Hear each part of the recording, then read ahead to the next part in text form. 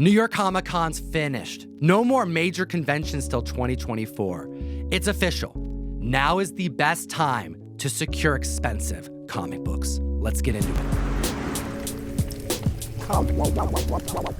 This is the best time to buy comic books. No major conventions for the rest of the year. Most people saving their money to buy their kids presents, but your kids don't need presents, they need comic books. You gotta hit the like button for that joke, and you should hit the subscribe button because every single week we hit the table to tell you about the hottest comic books in the world. And number 10 on our list today, I think is far undervalued, especially in high grade. We have Joker #1. Can you believe it, Jem, that it's been 4 years since the Joker movie? Man, time flies. And not only that, but it's the only live action DC movie on the slate for 2024. And another reason why it's a good time to buy comics, this book is more affordable than it's been in a long time. Low grade copies are very affordable, and we have a record breaking sale. A 4.5 last sold in 2020 for $67. It's up 75% for $117. The 8.5 is selling for $189, an increase of 3%.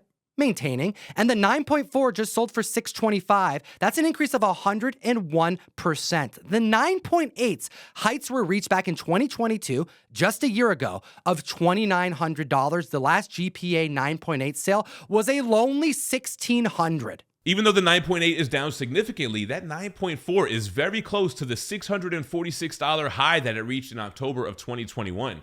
We got the Creature Commando animated series coming out, and we have Superman Legacy coming out in 2025. So with this being the only live action DC movie on the slate, you could expect to see a lot of Joker and Harley stuff hitting the Hot 10. As we approach the film, I expect this book to start creeping up. I think this is a really affordable entry point on a major Bronze Age key. And while we look at number 9, if you're considering taking Jem's advice and ditching the kids' presents, you may want to consider just letting them know you're going to hook them up with a Silver Surfer #5.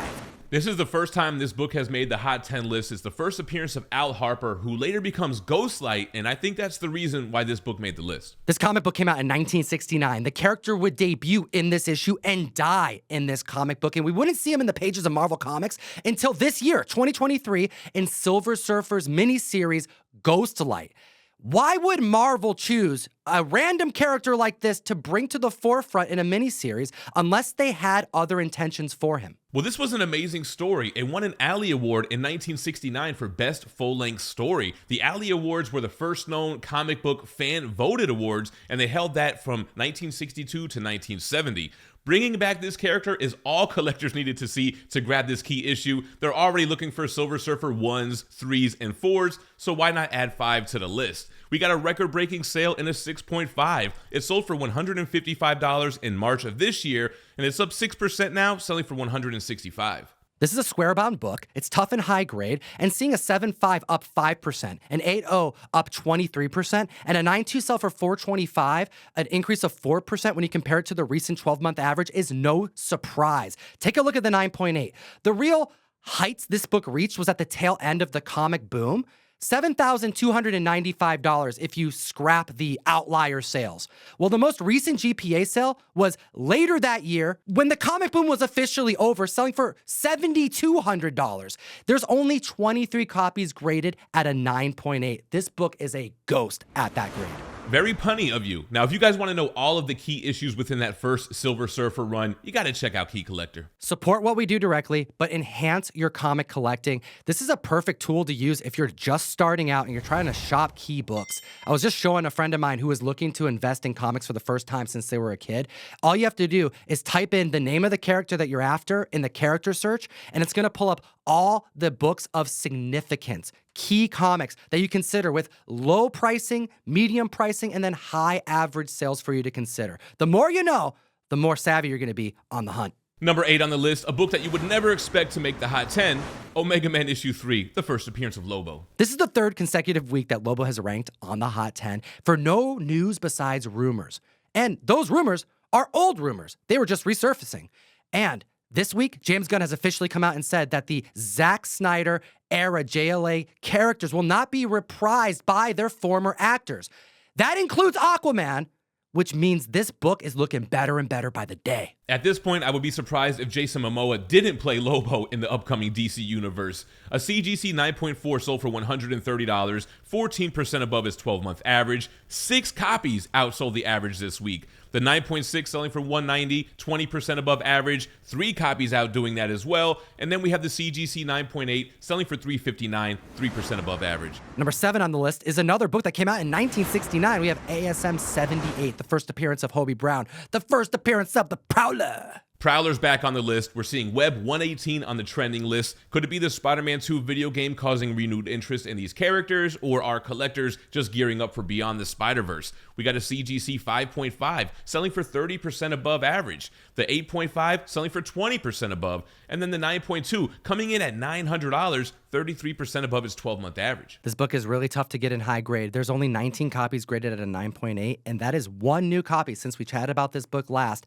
back July of this year. Speaking of which, there's been 94 new copies added to the census. So there's a lot of room on this book because the supply is going up as the demand is. Which brings us to number 6 on the list, a book that's finding itself off and on of the Hot 10. It's Watchmen, issue number 1. First appearance of the Comedian, Rorschach, Dr. Manhattan, Silk Spectre, Ozymandias, Night Owl. This book is not just a classic key, it's one that I don't ever see really dipping below, $550? And in a market where you can get one for $700 at a 9.8, while the census is upticking because of the news that we're going to be getting an R-rated animation retelling of the story, I think members are just realizing there's going to be a time that they're going to throw money down on Watchmen number 1.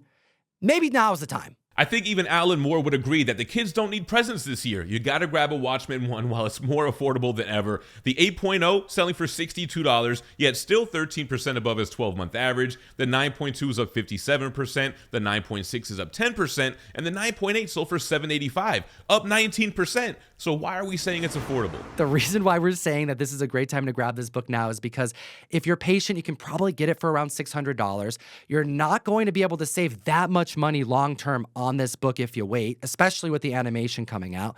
And this book hit heights of over 1,300 in 2021. It's a book that not only members spec on, but I can see members keeping in their PC because everyone needs a copy of Watchmen 1. Another book that every collector has to have, number 5 on the list, Iron Fist issue 14, the first appearance of Sabretooth. It actually made the Hot 10 2 months ago, but that was more for like Deadpool 3 spec. Are we going to see this mutant cameo in the movie? I think the book is hitting the list this week because of what's happening in modern comics. This is going to be the first time during the Hickman-Krakoa era that we're going to see Wolverine and Sabretooth cross paths. Benjamin Percy, the writer, is calling this the most violent Wolverine story to have ever been written. Starting in January with issue 41, we're going to be getting the definitive story of Sabretooth versus Wolverine clear through issue 50, and they're going to be pumping out 2 issues a month to do it. Might be a good jumping on point to start reading Wolverine again. The CGC 7.0 selling for $405, up 15%. The 7.5 can't even keep up, selling for $360, which is pretty much its 12-month average.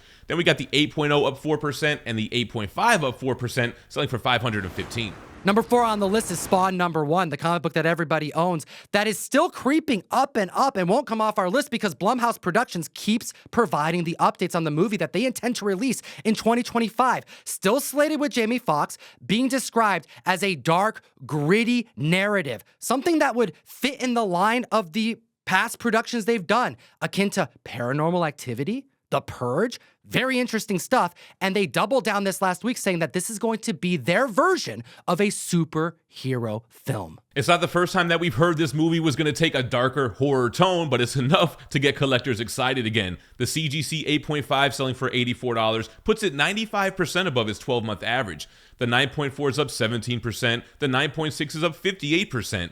5 9.8s outsold the 12-month average this week, with the highest selling for $200, which puts that 20% up. This was between $130 and $150 all year. Seeing a $200 sale is, although down, still a landmark in my book. Clearly, there is some major spec on this character. Speaking of major spec, is Star Wars going to get a reboot? We've got Star Wars number 1 coming in at number 3. You can get a 9.6 Star Wars number 1 right now for under $1,000. That has a lot of people deciding to buy this book now. We have so many grades that we can report on. We're just going to hit you with the high grade copies. The 9.2 sold for $450, up 5%. The 9.4 is up 11%. And the 9.6 is up 4%. Still under $1,000, selling for $990. We're hearing a lot of rumors about maybe the Marvel Universe getting a soft reset.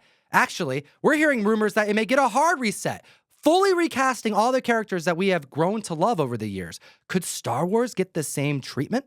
And who better to ask than a director who successfully rebooted a franchise, Matthew Vaughn, who directed X-Men First Class. This is what he had to say.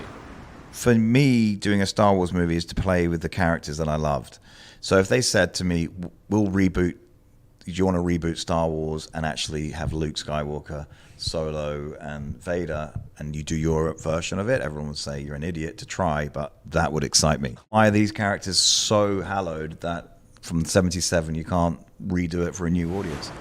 Whenever Star Wars anything comes out, at least 50% of the fandom doesn't care for it. So it does sound like blasphemy, but I gotta hear what you think in the comment section below. What do you think about not just rebooting the Star Wars universe and rehashing characters that we all love with a different take, but what about the Marvel universe? So you have two major artists for the Mystery Mail Call this month, Lee Bermejo and Tyler Kirkham? Absolutely. Lee Bermejo on Swamp Thing, #1 first appearance of Alec Holland, trade dress, homaging Bernie Wrightson, so good. And Spider-Boy's first solo series, Tyler Kirkham trade dress, both are guaranteed in the November Mystery Mail Call. ComicTom101.com to join the community. We have membership options. For $5 more, you can just try us out and get a one-time purchase. Or you can use PayPal and join us every single month. Get comics from us and support the show. And next, at the list at #2, what the hell is this book doing on here? Wolverine 1 is going to make the Hot 10 until Deadpool 3 comes out, but director Sean Levy keeps giving us more bits of information, even though he claims to not want to give any. And in fact, I'll say this because Ryan also was, my fellow writer on this movie and is my fellow producer on this movie. At every turn, Ryan is amazing at wanting Deadpool to lose. Deadpool, the truth is that Deadpool's awesome, but he's deeply flawed, and Wolverine is Wolverine. And so I'll just say that as a 360 creative force, Ryan operates from a place of what's going to be most satisfying to the story, not from a place of, well, I got to get equal number of victories and punches into the other character. This is great news. Clearly, Ryan Reynolds has a high bar for Deadpool. And this book is very similar to Watchmen #1. Came out a few years apart, but a 9.8 could be purchased for just above $700. Some members are getting them for a bit lower than that. A book that I don't see ever dropping below $550, and when it does, more people are just gonna buy it. And here's the real reason why this book made the Hot 10 list. The CGC 8.5 newsstand sold for $168, putting it 24% above its 12-month average.